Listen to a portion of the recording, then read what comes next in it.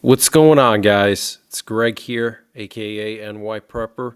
It is Sunday, August 31st, 2025, and I have an emergency alert to share with you guys. Right now it is 23:14 Eastern Time here in the United States. We have some major breaking news coming in from the Caribbean and from Europe. So we're hearing that French hospitals are bracing for mass casualties by March of next year of 2026. According to health ministry documents, regional agencies in France were told to prepare for wounded soldiers from potential European conflicts. Hospitals could expect 10,000 to 50,000 casualties over 10 to 180 days. Plans involve creating medical hubs near ports and airports for patient evacuations. Wow. So France is preparing for basically war with Russia, it sounds like, by March of 2026. The French health ministry is telling agencies to prepare for up to 50,000 casualties over a 180-day period. That is absolutely insane. We also have some very concerning news with regards to Venezuela and the U.S. possibly striking Venezuela. And this is something you're only going to hear on this channel, on the NYPrepper channel. My radio expert told me that he heard on the primary U.S. nuclear war frequency a weather fax that was transmitted by U.S. strategic forces directed to the Caribbean and South America. So a weather fax is basically weather information that was faxed over the primary nuclear war frequency directed towards U.S. forces in the Caribbean and South America region and Mexico. We know that the Trump administration deployed 3 Arleigh Burke destroyers and a missile cruiser for a total of 4 warships capable of carrying at least 300 or more Tomahawk missiles, plus 2 attack subs and sub hunters into the southern Caribbean off the coast of Venezuela. And now we're hearing these weather faxes being sent out potentially to these forces off the coast of Venezuela. You know why they would send out a weather fax? Because they want to make sure that the weather is good for possible strikes, missile launches, air campaigns, okay? So this is very, very serious. It looks like the Trump administration could be striking Venezuela any day now, okay? And we have some unconfirmed news that Trump may potentially meet Zelensky in the coming days in Paris. This was reported by the Financial Times, and we're hearing that all the major European leaders that met Trump in the White House a few days ago or a few weeks ago are preparing to meet in Paris this coming week to discuss security guarantees for Ukraine. Now, we also know that Putin is currently on a multi-day trip to China. He was personally invited by Xi Jinping, and according to Kremlin aide Yuri Ushakov, such a long foreign trip is unusual and rare. Now, the last time Putin made such a long trip to China was right before he invaded Ukraine or gave the orders for the Russian army to invade Ukraine. Okay, he was in China just 2 days before he gave the final order. So does this mean that Putin's going to give the order to invade the Baltics now or do something else? I don't know, but very unusual. And another U.S. warship has arrived in Panama. The U.S. warship, the USS Samson, has arrived in Panama, and apparently it was seen refueling at the port of Amador. Okay, so these warships are now getting into position. We're also hearing that Venezuela plunged into darkness over the past few days due to a massive power outage, the cause of which we don't know, but the capital of Venezuela completely lost power and all communications, and most of the country's 24 provinces lost power. The regime pointed the fingers at electrical sabotage at the Guri Reservoir, the nation's primary hydroelectric power plant, claiming the opposition and U.S. fascists were behind it without offering any proof. So huge news, guys. Weather faxes being sent out on the primary U.S. nuclear war frequency to the Caribbean. Power outage in Venezuela. You know, typically before the U.S. or other superpowers make big military moves, they try to cut the power first and do attacks on the infrastructure and make everything go dark before actual kinetic action. Okay. And before I continue with the breaking news, I wanted to mention the sponsor for this video, which is Just In Case Holsters. Guys, if you own a firearm, a knife, or you just want to have a cool leather wallet, check out Just In Case Holsters. I have been working with them just in the last few weeks, and I personally have spoken to the owner several times. He is a solid guy. He's a Navy veteran, and he makes all these holsters by hand, and these holsters are just absolutely beautiful. He sells chest holsters, he sells hip holsters, he sells holsters for knives, and they're all handmade in the USA by him.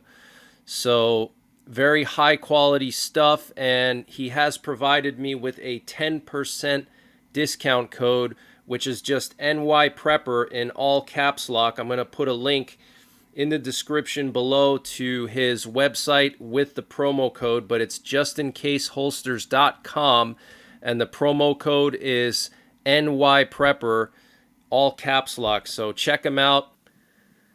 And we're now hearing that Aruba, the country of Aruba, has banned all flights to and from Venezuela through November 27th, okay? We're hearing also that Bolivia, the country of Bolivia, has pledged its support to Venezuela in all possible ways to counter the U.S. naval presence in the region. And we're hearing that the U.S. plans to involve Europe in its operation against the Maduro regime and his drug cartels. Okay, so potentially the major European powers are going to be assisting the U.S. in this operation against Venezuela, a decapitation strike.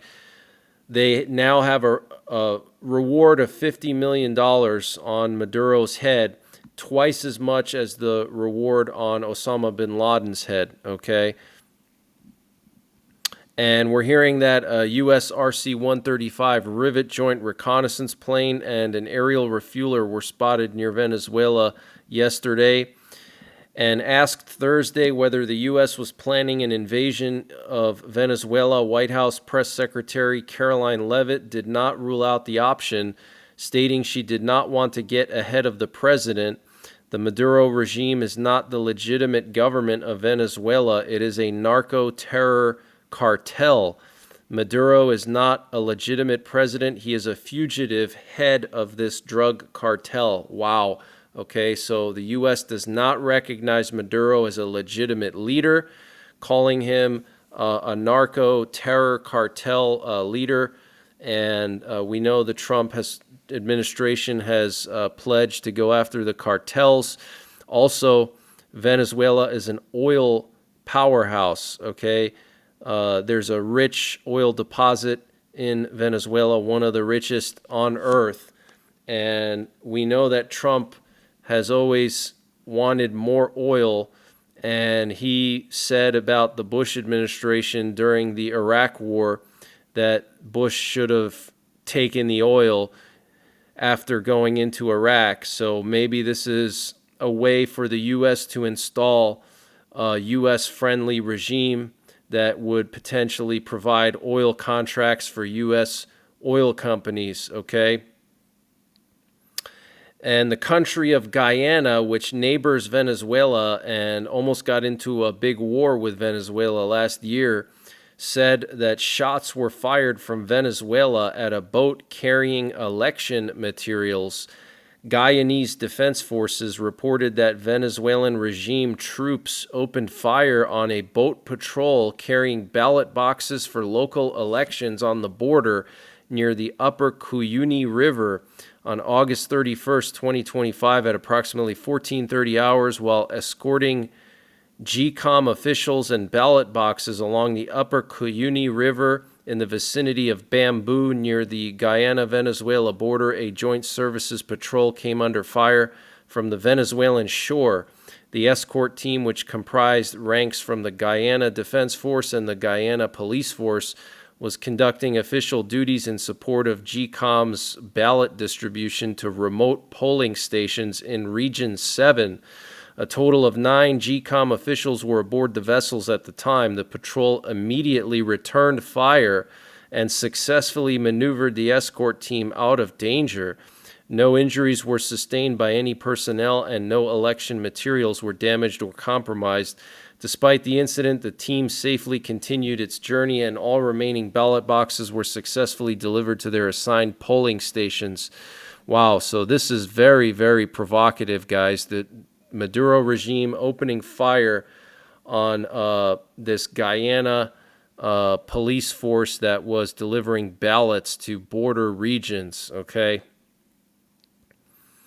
And we're hearing that the police in Chicago will not collaborate or cooperate with any National Guard troops or federal agents if U.S. President Donald Trump deploys them to the city. Wow.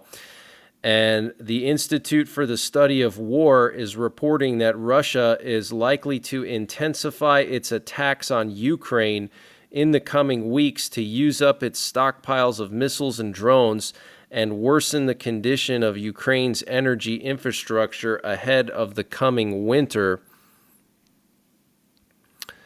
And Ukrainian kamikaze drones carried out massive strikes on the Ilsky oil refinery in Russia's Krasnodar region today. Also, Ukrainian drones and ballistic missiles and cruise missiles attacked Crimea.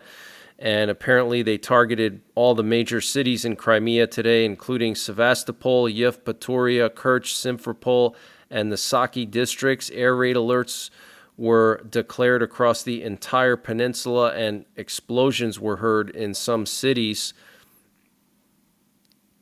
And we're also hearing that as part of this attack on Crimea, Ukraine used their new Flamingo missile, which is the long-range cruise missile, and they actually posted some video footage of it right here launching towards Crimea. So you can see the 3 launchers here, and you'll see the missiles being fired towards Crimea. This is a long-range cruise missile, so it's a stealthy missile that flies really low and hugs the ground, hugs the terrain to avoid radar detection.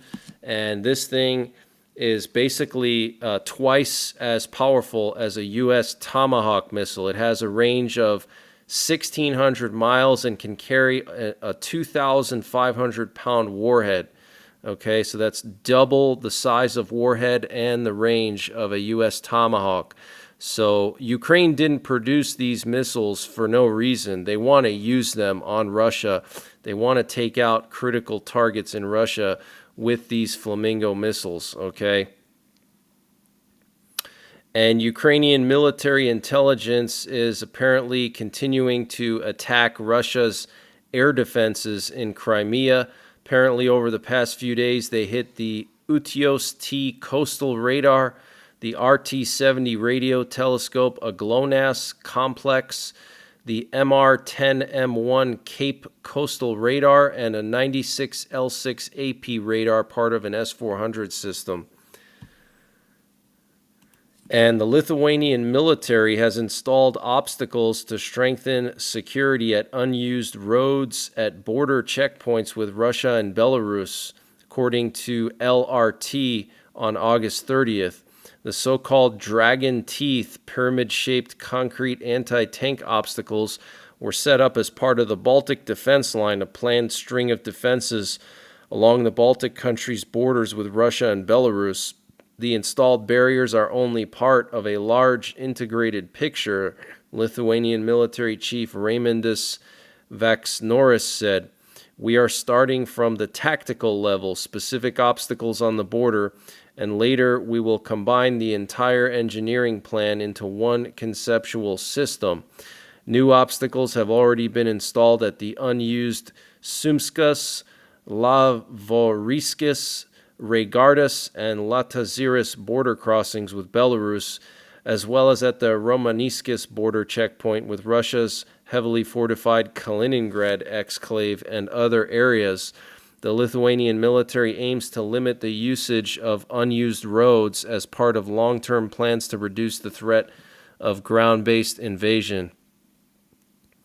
Okay, so Lithuania is fast-tracking their protection, but hate to say it, these dragon's teeth are not going to stop a massive army. Okay, it'll slow down potentially some forces, but you need a lot more than just dragon's teeth.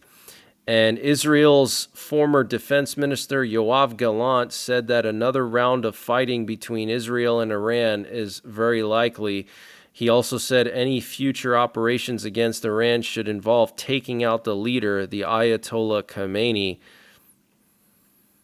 And we're hearing that Israel is now seriously debating annexing parts of the West Bank in response to Western countries' push to recognize a Palestinian state. Apparently, they are waiting for Trump's approval. And the Houthis' surviving chief of staff vowed revenge on Israel for assassinating the entire Houthi political leadership. And there was an attempted attack in the Red Sea earlier today of a vessel. And we're hearing that the Houthis reportedly stormed UN offices in Yemen, taking hostage UN officials. Wow. And the UK has secured the largest ever warship deal from Norway to supply Norway with 13 Type 26 frigates designed for anti-submarine warfare for $13.5 billion. Norway canceled their original plans to buy American warships due to fears of the Trump administration remotely disabling certain features, like when Trump disabled Ukrainian access to intelligence and satellites. And a man is in police custody after a car he was driving rammed through the front gate of the Russian consulate in Sydney, Australia. And Rudy Giuliani was hospitalized after a car accident in New Hampshire today. Rudy Giuliani was diagnosed with a fractured thoracic vertebrae, multiple lacerations and contusions, in addition to unspecified injuries to his left arm and leg after his vehicle was struck from behind late Saturday, according to spokesperson Michael Ragusa. Giuliani is in good spirits and recovering tremendously, Ragusa said. Ragusa said Giuliani was flagged down by an alleged victim of a domestic violence incident, after which Giuliani rendered assistance, called police, and remained nearby until officers arrived. While waiting for the police, Giuliani's vehicle was struck from behind at high speed, injuring Giuliani, who was then taken to a nearby trauma center. Guys, that sounds really suspicious to me. I think he was targeted. I think this was an attempt to take him out. I think this was a hit that didn't succeed. But that's the latest breaking news that I have. I wanted to just quickly get on here and share that breaking news about Venezuela, the weather facts being transmitted to U.S. strategic forces in the Caribbean. That means that an attack on Venezuela is imminent. Okay, they've already cut the power. Now they're sending out weather faxes. Very, very serious. France bracing for mass casualties, according to their health ministry. Very serious times we're living in. I might be back tomorrow to provide you with another quick update. Until then, check out my 24/7 live stream for continuing updates. And I hope you have a great Labor Day. And until the next time, take care. God bless. And don't forget the 3 Ps. Prepare, practice, and persevere. And this update was sponsored by EMP Shield. Guys, EMP Shield has created a special discount just for you, the listeners of the NYPrepper channel. If you go to empshield.com and use the promo code NYPrepper, you can get 15% off your entire order.